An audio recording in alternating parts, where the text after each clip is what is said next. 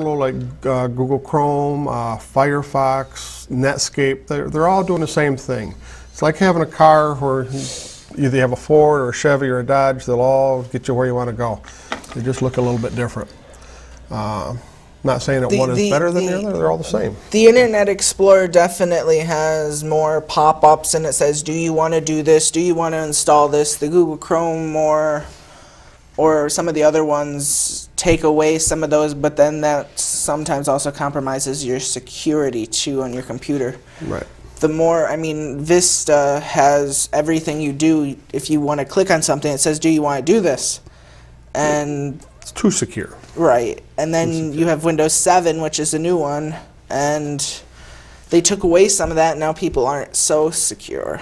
And they don't even feel secure anymore. So. Well, it's always a limit. I mean, you can lock your house and your windows, but you still have to have the key to get in and stuff. And sometimes it's a pain to unlock the door all the time. It's a give and take thing with security on a computer. I mean, you have to have a happy medium to it, because otherwise you will be having it. Are you sure you want to click on the enter key? Are you really sure you want to do this? And that gets annoying too. So. Right. It's a give and take. There's many. Let's talk about. The internet itself and how seniors can talk to like your grandkids or something. You live here in Chautauqua County and they live down south where it's nice and warm and not, what is it, negative 32 degrees out today or something like that. Well, the best thing is get in the car and drive there and stay there. It was warm. Well, I would say. But if you don't have that option, yeah, there are programs out there on the internet that make it possible to have video and audio chats, just like. TV. Right, and a lot of TVs are actually starting to build that right in now. Yes, they are. Yes, they are. I know Jeff says he doesn't really like that because then he's afraid of Big Brother. Well, again, it's a give and take. But that's some of the things is too, when you're working with a computer and you're installing software, you want to make sure that you know what's happening to your computer, because sometimes they may take. Like, I know Word is definitely good for this. They take your data and literally send it back to the company and say, here, this is what your person did. This is what this person did. And then they say, well, that's, usually they use it for something good, but sometimes that also compromises the security of your computer because you're sending away all your, your entire term paper or whatever. Right. And that is kind of covered when you do download software and install it, that user agreement. When everybody just scrolls to the bottom, clicks, yes, yes, yes, I want to get through this. But that's where they put in the fine print that you're agreeing to send data to us and let us do this and let us do that. It's just it's a legal contract. You really should look at it. But, it's their way of keeping. It's their way of having some sort of legal backing when you go into court saying, hey, I sent this data. Oh, wait, it said here that you agreed to us allowing to take that data from you. So. And they pretty much all do that. I mean, it's not just one company that does it. That's their standard operating procedure. I know Google Chrome does it for some things, like some of your searches and stuff. Right. So they all do it, and there comes a lot of standard programs on a PC, specifically Paint. Everybody knows Paint, loves Paint. Yeah, Paint is just Notepad or WordPad, which are two word processing software. Very, very basic word processing. You can type a letter, and that's about it. They give you those in there so you have something you can do with the computer. Other than that, you have to buy a lot of stuff, which is like the Office products, the Word, Excel, PowerPoint. That's all Microsoft Office, they call it. And Word is a word processing, but you can change the font colors, style of your letters. You can add pictures into your documents. This is Word 2007. They're coming out with a newer version soon. They love to come out with new versions of everything, whether I mean, Word here, everybody hates it because it's got a new interface to it.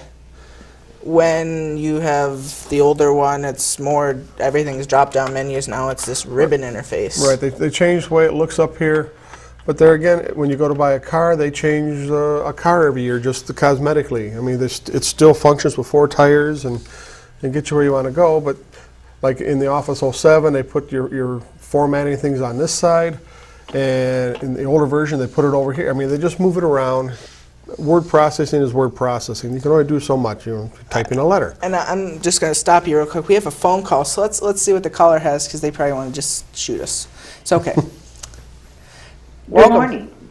Good morning. Good morning. How are you? Pretty good. Not to change the subject, but I'm a senior citizen, and I often have my grandchildren come over. Mm-hmm. And I have a laptop computer, which I use most of the time, and I have a desk computer, which is in a different room than where I usually am. Mm-hmm. And it has come to my attention through all the news media that there is now a new chat site that is extremely easy to access.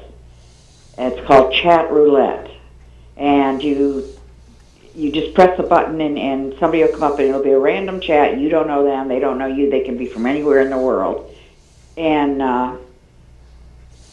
about 1 in every 20 hits is now somebody who is not in their right mind, I'm assuming, exposing themselves in this chat room and it's random, so you have no idea if you're going to hit a real person or a nut person. Right. Is there a way you can block this kind of thing, or what? I don't even want to. I'm not going there. I'm just going by what the news have said, because I don't even want that kind of smut on my computer. Right. But is there? I'm sure there's going to be copycats. Is the problem on this? Oh, and that is the problem. They'll change their name a little bit. They'll put a number after their name.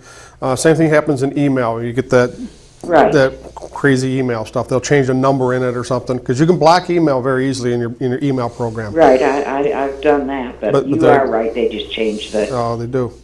As far as blocking an entire site, you can buy software, parental control software. You can block individual sites. Type in that site, it'll block it. But just like with the email, they'll change their name a little bit. Right. So, no, I don't even think they're going to change their name. It's just going to be a matter of they're going to get copycats. People will say, "Hey, this is a good idea. I'll start a website." Right. And I think this is probably going to catch on like wildfire. Unfortunately, it does. I mean, that's the problem with those social sites. You can't control who's there. I mean, I could log in as a 14-year-old girl. This is even less controlled than like Facebook or one of those apps. I mean, this is just it's a random chat. I think you can pick a country. I'm not sure about that. I've been a little bit of shock, because I keep thinking the repercussions of this. Right. And my grandbabies come here. I shouldn't call them babies. They're teenagers, most of them. Well, they're babies to you. Yeah, they'll always be my grandbabies, of course. Just like my children are always be my babies. Sure. But I just wondered if there's now this software you're talking about that you'd have to buy. Will it block more than one site, or oh yeah, per site? yeah. Okay. You type in the sites you want to block. Like at the school where I work, we use a filtering system through the BOCES system, and there's hundreds of sites that need to be blocked because of the content. Absolutely. And every day there's a new one coming in. If we tell the teachers, if you see a student on a site or if something pops up, write down the address so we know what it is so we can block it. But unfortunately, every day there's new ones coming out, and it's. No question about that. No. But yeah, you just try to block them as much as you can. And any idea about the expense of this blocking software? It can go all the way from $10 to $150, depending on which package you buy. I just need a $10 block site or two. Yeah, go to one of the department stores in their electronics section, and like I say, try one of the cheaper ones. See how it works for you, and go from there. Okay. Okay.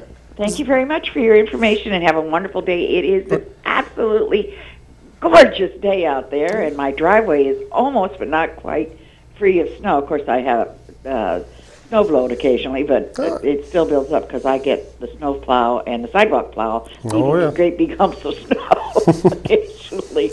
That's a job, keeping it clean. It is a beautiful day, and I want to say hello to Mr. and Mrs. Bishop and thank them for the wonderful job they do with some of the children of the community with their dance that goes for anywhere from 3 years old up.